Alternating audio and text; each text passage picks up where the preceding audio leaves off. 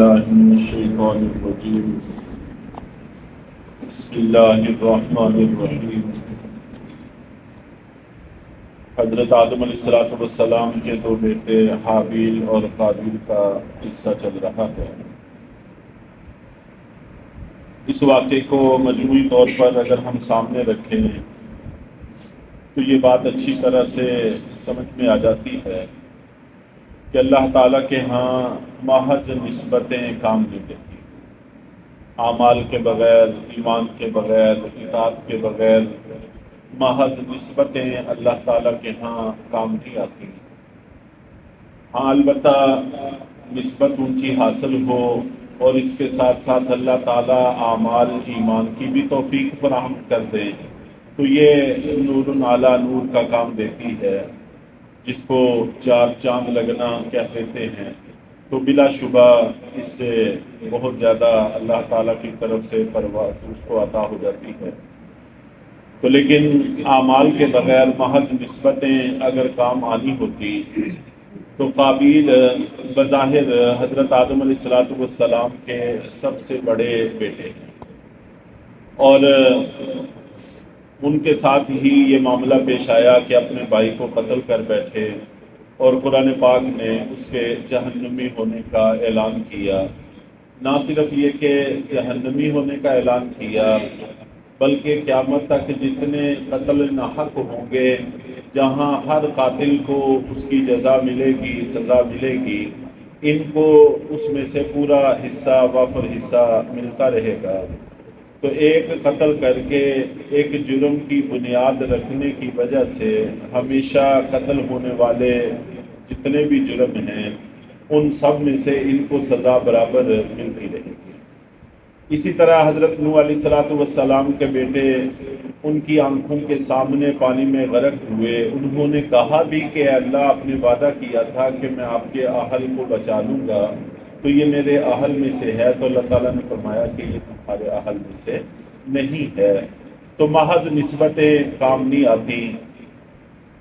اور یہاں پر جس جرم کا تذکرہ چل رہا ہے آپ جانتے ہیں کہ یہ اکبر الکبائر میں سے ہے، یعنی کبیرہ گناہوں میں سے بھی بڑے بڑے گناہوں میں سے ہے. تو اکبر الکبائر جن گناہوں کو کہا گیا ہے ان میں سے ہے.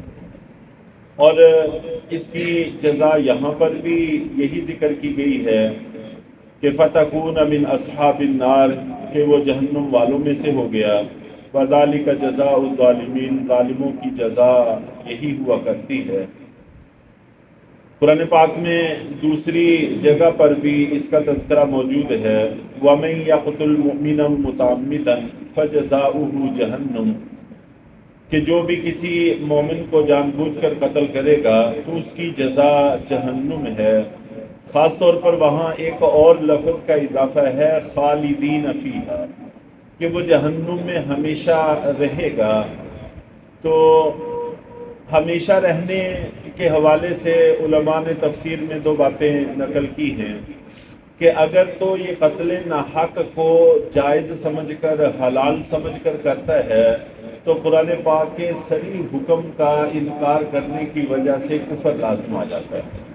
تو قتل کے نتیجے میں کفر حاصل ہو گیا اور کفر کی سزا آپ جانتے ہیں کہ ہمیشہ جہنمی ہونا ہے. تو اس وجہ سے یہ ہمیشہ کے لیے جہنم میں رہیں گے. اور اگر شریعت کے حکم کو حکم تسلیم کیا جائے غفلت سے یا کسی بھی کوتاہی کی وجہ سے اس کے خلاف ہو جائے تو یہ کفر نہیں ہے، فسق ہے. اور فسق کی سزا ہمیشہ جہنم میں رہنا نہیں ہے.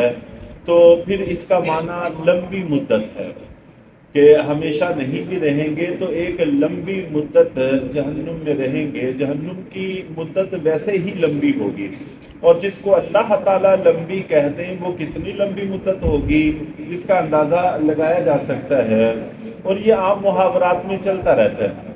عام محاورات میں بھی ہم بہت سارے کاموں کو جن کو ساری زندگی کرنے کا ارادہ رکھتے ہیں اس کو ہمیشہ سے تعبیر کر دیتے ہیں کہ میں یہ کام ہمیشہ کرتا رہوں گا یا میں یہ کام ہمیشہ کروں گا. حالانکہ ہمیشہ کوئی بھی انسان کسی کام کو نہیں کر سکتا، زیادہ سے زیادہ زندگی تک کرے گا تو زندگی جتنی ہماری ہے اس کو ہمیشہ کا نام نہیں دیا جا سکتا، تو محاورات میں یہ چلتا رہتا ہے۔ تو بہرحال اگر تو کفر لازم آ گیا تو پھر تو ہمیشہ جہنم میں رہنے میں کوئی تردد کی بات نہیں ہے، کسی تعویل کی ضرورت نہیں ہے۔ اور اگر حکم کو واقعی شریعت کا حکم سمجھتا ہے لیکن اس کے خلاف ہو گیا ہے تو ایسے میں بھی لمبی مدت اس کا معنی ہوگا۔ تو بہرحال اللہ تعالیٰ سب کو اس قسم کے جرائم سے ہمیشہ محفوظ رکھے۔ یہاں پر حابیل نے اپنے بھائی کو سمجھانے کی کوشش کی اور بڑے مؤثر طریقے سے سمجھانے کی کوشش کی۔ کہا کہ دیکھو جو قربانی قبول نہیں ہوئی یہ تقویٰ نہ ہونے کی وجہ سے ہے، تو تقویٰ پیدا کرنا چاہیے۔ اور اس کے ساتھ ساتھ یہ بھی کہا کہ اگر تم مجھے قتل کرنے کے لیے اپنا ہاتھ بڑھاؤ گے میں تب بھی تمہیں کچھ نہیں کہوں گا، تو تم اپنا کام کر لو گے، میں پھر کسی طرح کی رکاوٹ بھی نہیں ڈالوں گا۔ تو اپنے بھائی کی طرف سے اس قسم کی باتیں عام طور پر دل کو متاثر کرتی ہیں، دل کے اندر رحم پیدا کرنے کا سبب اور باعث بنتی ہیں، لیکن ایسا کچھ بھی نہ ہوا اور نتیجہ اس کا نقل کیا گیا ہے فَطَوَّعَتْ لَهُ نَفْسُهُ قَتْلَ أَخِيهِ۔ تو اس کے باوجود قابیل کے نفس نے قابیل کو آمادہ کر لیا اپنے بھائی کے قتل کرنے پر، فَقَتَلَهُ، چنانچہ اس نے ان کو قتل کر دیا۔ تو انسان کا نفس امارہ ہمیشہ ہی انسان کو اگرچہ برائی کا حکم دیتا ہے لیکن پھر بھی اللہ تعالیٰ نے دل کے اندر ضمیر کی شکل میں ایک واعظ بٹھایا ہوا ہے جو ہر گناہ سے پہلے انسان کو تنبیہ کرتا ہے۔ اور یہ حدیث کا مفہوم ہے، اللہ کے نبی صلی اللہ علیہ وسلم نے فرمایا کہ ہر مومن کے دل میں اللہ تعالیٰ نے ایک واعظ بٹھایا ہوا ہے جو اس کو تنبیہ کرتا ہے کہ یہ کام برا ہے، لیکن پھر بھی جب انسان کر گزرتا ہے تو رفتہ رفتہ اس کے لیے اس جرم کا راستہ ہموار ہو جاتا ہے، پھر آواز دل کی اس کے کانوں تک نہیں پہنچتی۔ اور قرآن پاک میں اس کا بھی تذکرہ موجود ہے، کَلَّا بَلْ رَانَ عَلَىٰ قُلُوبِهِمْ مَا كَانُوا يَكْسِبُونَ، کہ ان کے گناہوں کی وجہ سے ان کے دلوں پر زنگ چڑھ گیا ہے۔ تو جب انسان مسلسل جرائم کرتا رہتا ہے تو دل زنگ آلود ہو جاتا ہے، تو پھر دل کی آواز انسان کے کانوں تک نہیں پہنچتی، وہ آواز زنگ میں سیاہی میں دب جاتی ہے۔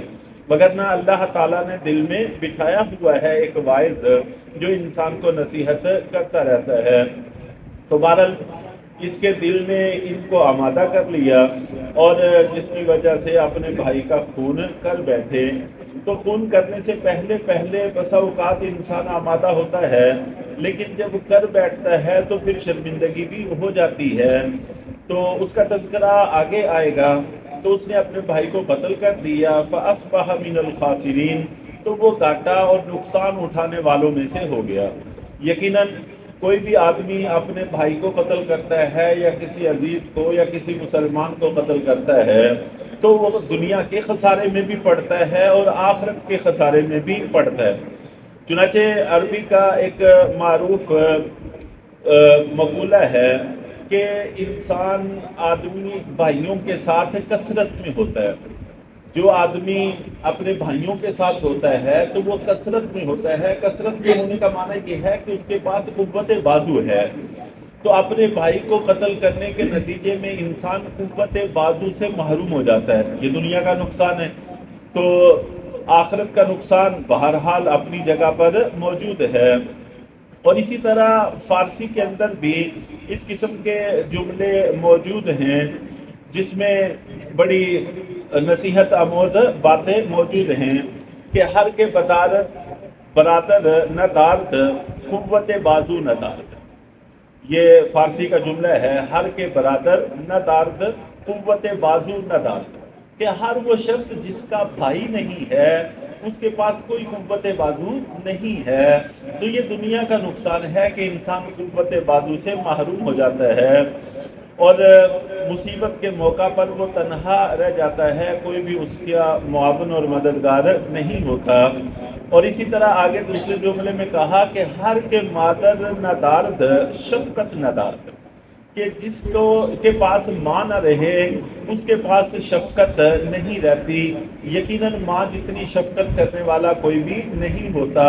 جب ماں دنیا سے اٹھ جاتی ہے تو پھر شفقت دنیا سے اٹھ جاتی ہے۔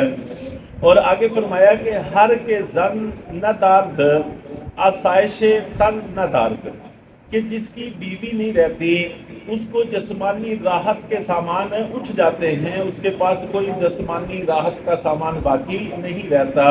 انسان گھر میں جاتا ہے، کپڑے ملتے ہیں، کھانا ملتا ہے، صفائی ستھرائی ملتی ہے، یہ ساری خدمتیں اس کو میسر آتی ہیں جو ہمارے بدن سے تعلق رکھتی ہیں، تو انسان ان ساری آسائشوں سے محروم ہو جاتا ہے۔ تو جتنے بھی رشتے ہیں ہر ایک کے فوائد ہیں، یقیناً فوائد ہیں، اس لیے چھوٹی موٹی باتوں پر اپنے ان رشتوں کو کبھی بھی قربان نہیں کرنا چاہیے، ان کی حفاظت کرنے کی کوشش کرنی چاہیے۔